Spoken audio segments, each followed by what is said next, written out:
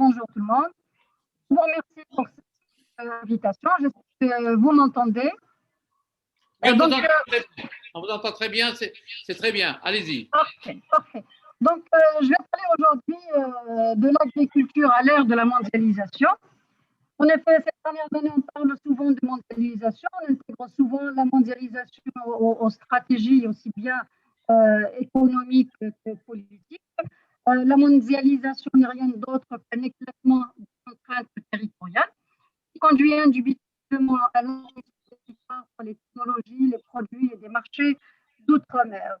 Ce qui fait que l'agriculture se trouve ainsi face à des défis majeurs qui nécessitent de répondre à une demande alimentaire de plus en plus croissante, à des questions environnementales et écologiques de plus en plus sérieuses et problématiques, faire face aussi à des questions pressantes en rapport avec l'énergie, la consommation énergétique, et surtout à la croissance démographique, comme l'a si bien dit Monsieur le ministre tout à l'heure.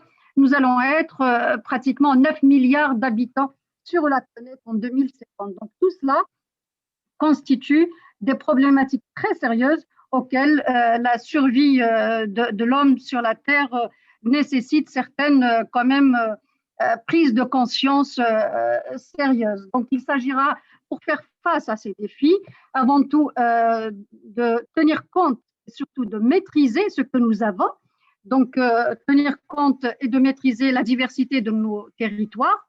Nos terrains sur le territoire national sont diversifiés depuis le nord jusqu'au sud, de l'est à l'ouest. Donc, chaque région a sa propre spécificité, sa propre qualité de terrain. Donc, il est primordial de tenir compte de cet aspect-là, de maîtriser aussi cet aspect-là et aussi de savoir valoriser le territoire et sa spécificité selon le territoire où il se trouve. Il est par ailleurs aussi important de comprendre l'évolution des pratiques des agriculteurs par territoire.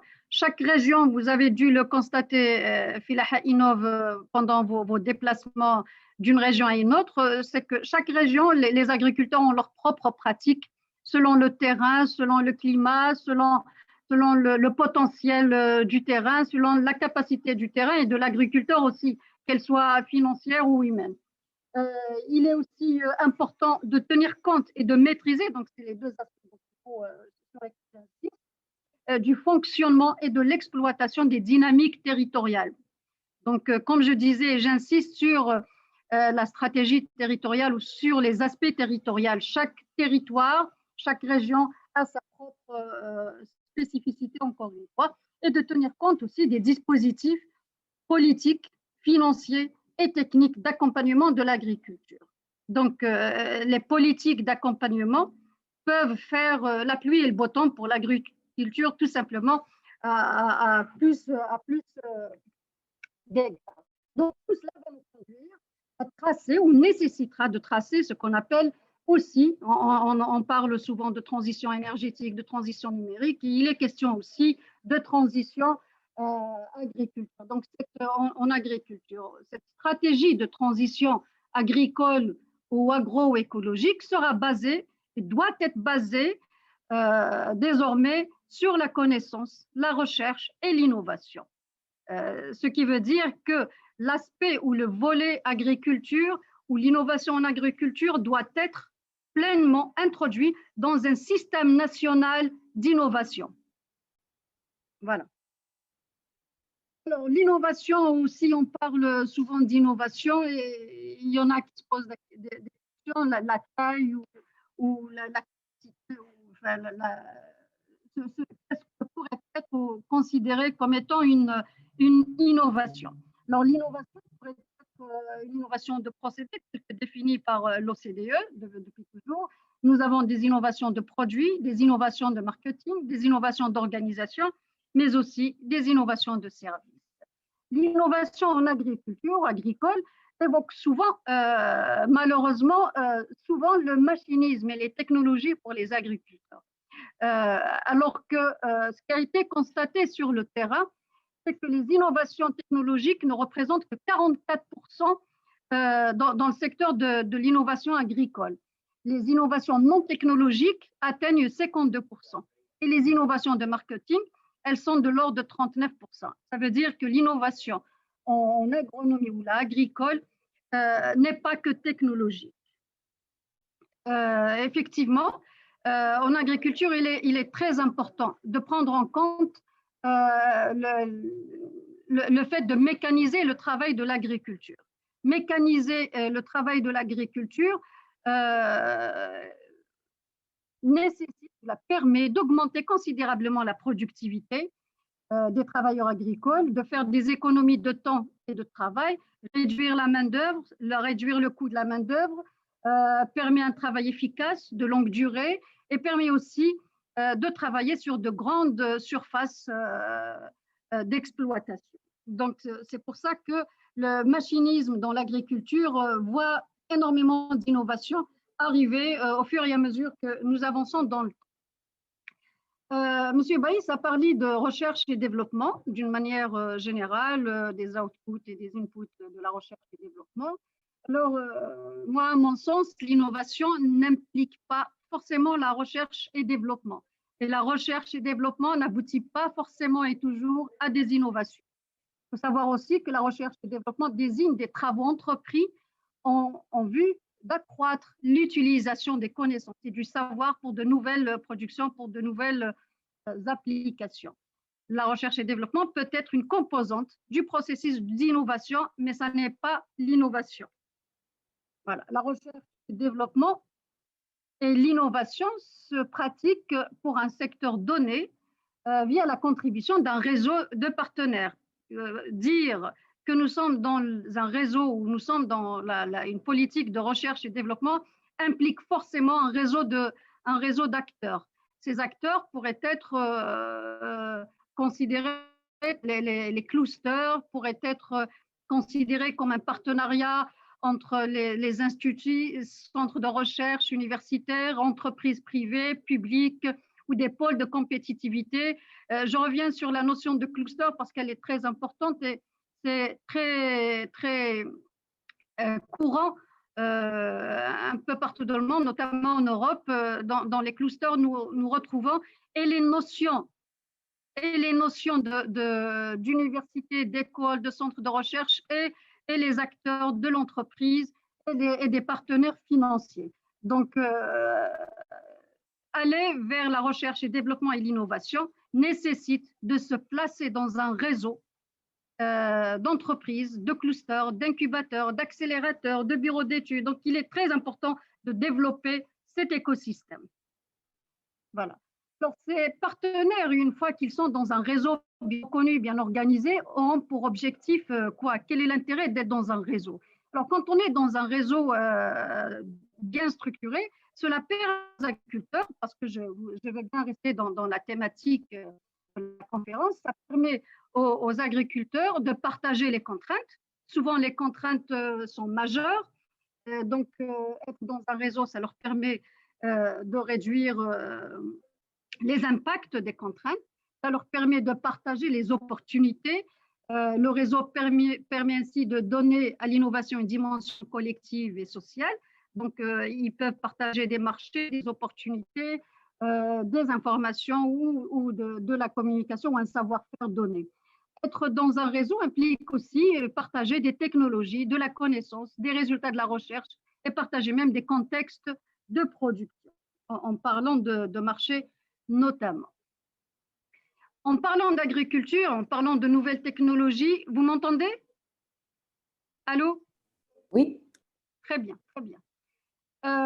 Donc, en parlant d'agriculture et en parlant d'innovation, de mondialisation, de nouvelles technologies, donc de l'agriculture, comme on la voit à l'ère nouvelle, on s'attend à ce que le profil de l'agriculteur change, on s'attend à ce que les aspects ou les impacts ou les procédures de l'agriculture changent. Donc, quels seraient les agriculteurs de demain? Quel profil vont-ils avoir?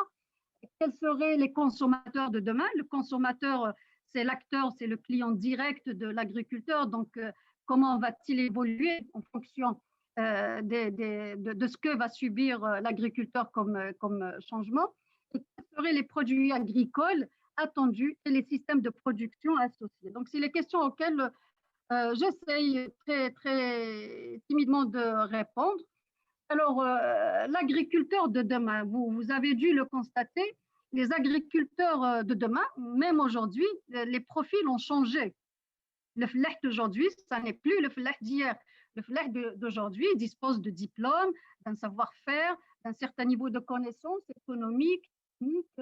C'est un travailleur ou c'est un chef d'entreprise, donc il a déjà un certain profil qui évolue, qui a plus de technicité et de savoir.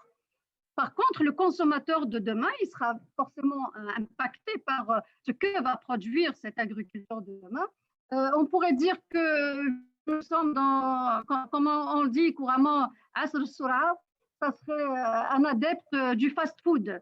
Donc, ça pourrait être une éventualité, comme au contraire, il pourrait être un adepte de ce qu'on appelle communément le slow food. D'autant plus que nous sommes dans une période un petit peu délicate sur le plan sanitaire, donc tout le monde est à la recherche d'une meilleure qualité de vie, à la recherche de produits de qualité et de proximité. Donc ça serait plutôt aller vers un mouvement proche de la terre et de l'agriculteur. Donc c'est ce qu'on appelle le profil slow food. Donc ce sont deux éventualités qui pourraient apparaître pratiquement à égale proportion. Alors, ceci, donc, l'innovation va nous permettre quoi? L'innovation dans l'agriculture va porter ainsi, grâce aux nouvelles technologies, grâce au savoir, grâce à l'implication de la science et la connaissance, ça va porter sur des besoins et préférences du consommateur. Donc, elle va évoluer selon l'évolution du consommateur et selon l'évolution du profil d'agriculteur pour aller vers des produits de plus en plus labellisés, des produits normalisés, des produits certifiés. Donc, c'est ce que nous recherchons actuellement pour nos produits d'agriculture. Et c'est ce qui nécessitera de développer ou de mettre en place un matériel et technologies pouvant permettre d'obtenir ce qu'on appelle des produits sur mesure. Vous avez dû le rencontrer. Les produits agricoles, maintenant, il y a la pastèque qu'on peut obtenir en couleur jaune, il y a la pastèque qu'on peut obtenir sans pépins. Donc, c'est ce qu'on appelle l'agriculture de précision ou bien tout simplement une agriculture intelligente. Alors, en revenant vers l'innovation, souvent on essaie de définir le mot innovation. Alors, innover provient en latin du mot innovar. Innovar, novar signifie changer et in signifie ou indique ou retourne le mouvement vers l'intérieur. Ça veut dire qu'un changement de rupture, une vraie innovation, doit provenir forcément de l'intérieur. Elle ne démarre pas du néant, ne vient pas de nulle part. Et puis moi, ça rejoint quelque part, en parlant de rupture ou de changement, le hadith qui dit Allahu la yughayyiru ma biqawmin hatta yughayyiru ma bi anfusihim. Pour atteindre pour atteindre le changement, il faut absolument que ça provienne des profondeurs, de l'intérieur. Donc, l'innovation, comme je le disais, ne va pas surgir de rien, ne va pas venir du néant. Elle doit démarrer, elle doit partir d'un socle de connaissances, de savoir, et un terrain qui doit être déjà prérequis pour aller vers des systèmes d'innovation efficaces. Donc, le savoir et la connaissance sont les ingrédients incontournables pour faire émerger les valeurs économiques des entreprises et des actions de développement. Il faut savoir aussi que l'innovation ou innover s'apprend et se pratique et se développe. Alors, maintenant, la relation entre science, innovation et développement, c'est ce qui va regrouper un petit peu les ingrédients essentiels d'une recherche et développement. Alors, la notion de la science, de l'innovation et du développement a changé au fur et à mesure que nous avançons, que nous évoluons, que l'homme évolue dans la société et l'histoire. C'est selon les crises qu'affronte l'humanité sur son chemin. Donc, l'innovation souvent se rattache à un système de connaissances fondées, ce qui la rend compétitive selon la stratégie de Lisbonne de 2000. L'innovation est promue fortement, et ça c'est un constat pratiquement généralisé, que l'innovation est promue dans les pays où le niveau d'éducation, de recherche est le plus élevé. Donc les pays qui innovent le plus qui développent leurs innovations sont des pays qui ont des systèmes d'éducation et de recherche développés, élevés, et pour des territoires dotés de systèmes de recherche efficaces. Donc, ça rejoint ce que je disais tout à l'heure, l'innovation nécessite une grande part de connaissances et de savoir.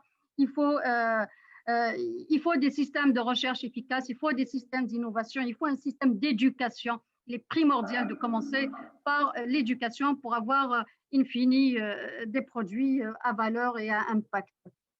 Il a été constaté aussi que les pays qui innovent, ce sont des pays qui détiennent un système de R&D important et un personnel hautement formé. Donc, ça rejoint l'aspect formation, l'aspect humain, qualité du capital pour aller vers des systèmes d'innovation efficaces. La capacité d'innovation est donc tributaire de plusieurs facteurs, des schémas de liaison entre les différents secteurs et écosystèmes. On ne peut pas être un pays innovant, un pays utilisateur et consommateur de technologies nouvelles, de nouveaux métiers, si les interconnexions entre différents départements, entre différentes institutions, entre différentes sociétés dans l'écosystème n'est pas adéquate. Le système ou la capacité d'innovation dépend aussi des méthodes de travail, des mécanismes de gouvernance, de l'environnement politique, du climat des affaires, des systèmes d'éducation. J'insiste sur cet aspect, l'aspect éducation et son impact sur le développement de la capacité d'innovation des sociétés, des moyens techniques locaux, il faut dire ce qu'il en est. Innover nécessite des moyens techniques, des moyens politiques, des moyens financiers et aussi un certain courage, une certaine capacité à prendre des risques pour aller vers des produits de rupture, vers des produits innovants. Alors pourquoi est-ce que ça ne marche pas souvent, notamment de l'innovation généralisée par rapport à l'agriculture? Je dis ça ne marche pas, ça reste entre guillemets, il y en a qui réussissent de manière extraordinaire par rapport à ce qu'ils produisent en agronomie. Alors, il me semble que c'est un peu spécial par rapport à l'agriculture ou à l'innovation agricole, parce que le secteur de l'agriculture est un secteur qui comporte d'énormes facteurs d'incertitude multidimensionnels d'ordre économique. Il pourrait y avoir une crise économique subite, une crise sanitaire comme on l'a vu ces 2 dernières années, depuis 2020 à cette année. Des questions environnementales aussi pourraient impacter la capacité à innover en agriculture et bien sûr la capacité de consommer les technologies ou d'absorber des technologies. Et nous avons aussi l'aspect socio-culturel, parce qu'il faut savoir que ce n'est pas la majorité des flahs en Algérie, je dis bien en Algérie, ne sont pas demandeurs de technologie, donc ne peuvent pas être innovants, même si leurs produits restent d'une qualité avérée. Il faut savoir aussi que c'est un petit peu compliqué d'innover en agriculture, notamment parce que le processus de l'innovation, c'est connu, est un processus long et lent, donc qui nécessite du temps et de la patience et du courage. C'est compliqué aussi parce que nous avons de faibles infrastructures et faible accès au marché. La demande d'innovation chez les agriculteurs n'est pas très courante et pas organisée. Nous avons le manque d'organes et d'outils de certification, de normalisation, ou s'ils existent, ils sont très lents. Et bien entendu, un manque de communication et de diffusion des produits nouveaux pour la société. Madame Halish, c'est bientôt la fin parce que je pense qu'on a vraiment largement couvert le temps, mais c'est la conclusion bientôt. J'arrive à un point. Alors, faire face donc aux défis auxquels nous faisons face actuellement, sanitaires, écologiques, etc., et pour développer l'innovation, notamment dans le secteur agricole, il est très important de savoir faire ou d'engager des études prospectives et de veille territoriale. Donc, chaque territoire, il doit avoir son propre système prospectif pour identifier les différentes technologies en agronomie, utilisées au XXe siècle, utilisées ou pas utilisées dans tel territoire et pas dans l'autre territoire. Pourquoi elles ne sont pas utilisées? Il y a un manque technologie. Donc, c'est toutes ces questions qu'il faut se poser par rapport à chaque territoire. Au niveau des instituts aussi, M. Baïs a parlé, et je suis ravie d'ailleurs, de cette recommandation qui pourrait être entreprise par rapport à la recherche et développement. La recherche appliquée, M. Baïs, il n'est pas nécessaire d'avoir que de la R&D, de la recherche fondamentale. Donc, forme de recherche à sa place dans un système de recherche et dans un système d'innovation. Des réformes institutionnelles, moi, je pense que l'existence de notre département ministériel est une réponse forte du gouvernement pour réduire ces difficultés ou ces complexités d'aller vers des systèmes d'innovation. Donc, notre département ministériel a pris en charge toutes les failles des concepts d'innovation en Algérie. Donc, on a créé le système de labellisation pour reconnaître une start-up, pour reconnaître un projet innovant, pour identifier et agréer les incubateurs. On a créé un accélérateur dernièrement inauguré, des fonds d'investissement, des fonds de financement et des fonds de financement de l'innovation développée, qui sont à développer encore. Donc, l'écosystème de l'innovation est en train de se développer de manière très correcte, très structurée. Et je pense que nous avons un bel avenir pour le système d'innovation en Algérie. Et puis, nous entamons actuellement un grand projet pour mettre en place un système ou une loi de l'économie de la connaissance ou une loi d'innovation très bientôt pour cette année. Voilà, je vous remercie. J'insiste sur le fait de faire mieux avec moins pour plus. J'y reviens toujours. Merci.